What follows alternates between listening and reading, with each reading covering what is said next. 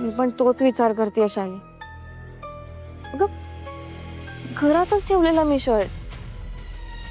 कोणी गायब केला, कधी गायब केला आणि मुळात का? माझ्या मोहनचा शर्ट घेऊन कोणाचा काय फायदा होणार आहे?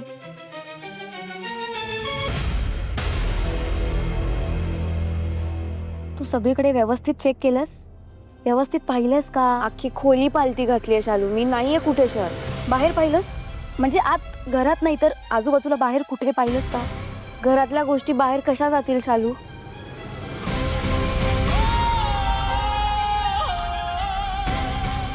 शर्ट एकतर चोरीला गेलाय, नाहीतर काय ग? कसला दूर आहे? कोणी पेटवतंय का काही? रघु दादा. काय पेटवतोय तो? चल बघूया.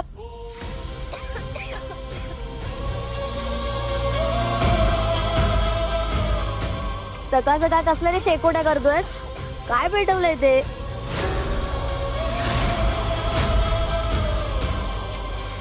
अरे बोल ना, काय पेटवलंय? त्या वासनाने खोकला येतोय आम्हाला. रघु दादा. डास खूप झालेत ना ते म्हणून दूर केलंय. खोकल्याने जीव जाईल आपला. चल बावड काय पण करत असतो.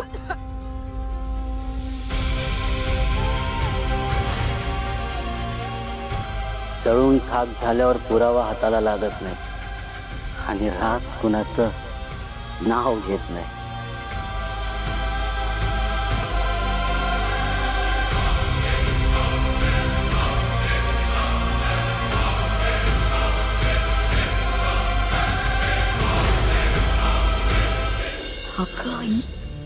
काहीही झालं तरी तुला आज त्याला विचारावंच लागेल. शालू पण तुला पण नाही आणि बिन नाही.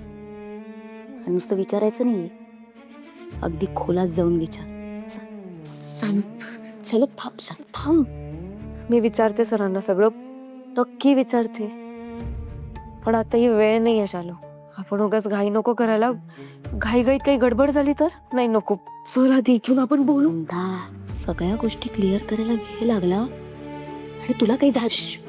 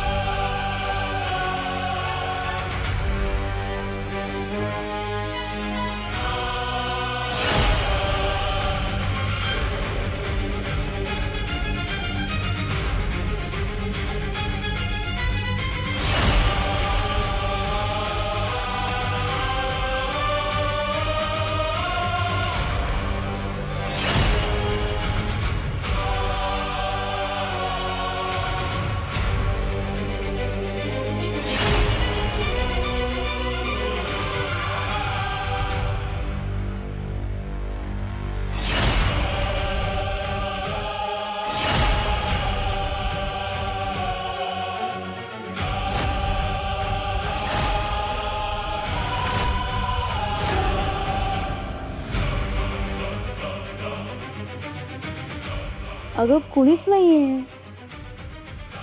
ए बाई, तुला खरंच शर्ट सापडला होता ना? की तुम्हाला असंच शालू खरंच सापडलेला मला शर्ट.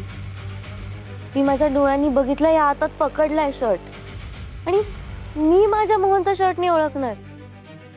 काय बोलतेय शालू तू? जाऊन विचार ना अभिमन्यूला.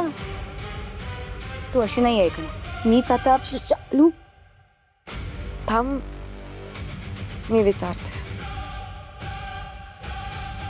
विचार.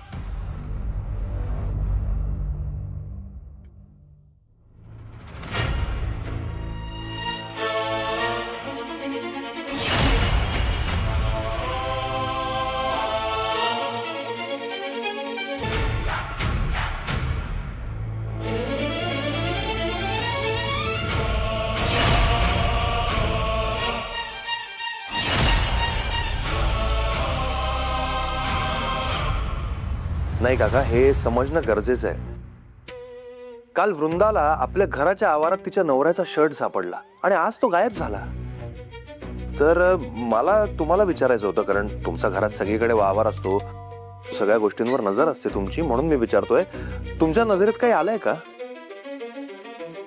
मोहनच्या शर्ट बद्दल सर हरी काकांची का बोलतात? अरे अभि, त्यात मला काय माहित असणार? तू तू मला विचारतोयस म्हणजे तुला असं वाटतंय का तो शर्ट मी चोरून दिला? नाही म्हणजे वृंदा असं काही म्हणाली का?